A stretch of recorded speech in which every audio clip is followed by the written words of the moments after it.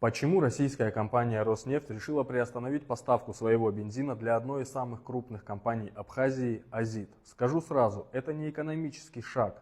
Это подготовленное стратегическое давление на абхазский национальный бизнес. На сегодняшний день «Азит» является одним из крупных игроков на рынке Абхазии, но сейчас он сталкивается с угрозой нестабильности и потери доходов. Думаю, здесь сразу становится понятно. Роснефть подготавливает плацдарм для нестабильности абхазской компании. И для чего все это делается? А делается это для того, чтобы впоследствии Роснефть могла предложить свои условия в качестве сотрудничества. Но здесь уже Роснефть будет иметь более расширенные права на данную компанию, то есть будет полностью регулировать абхазский бизнес. Но в худшем случае, если «Азит» пойдет в большие минуса, то речь пойдет о продаже данной компании. И тут российские монополисты будут регулировать уже полностью данную структуру.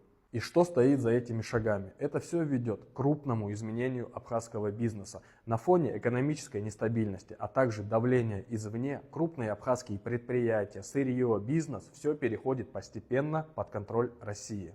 Рынок, бизнес теряет свою самостоятельность, и возникает ситуация, когда абхазский бизнес останется в тени, но будет контролироваться силами извне.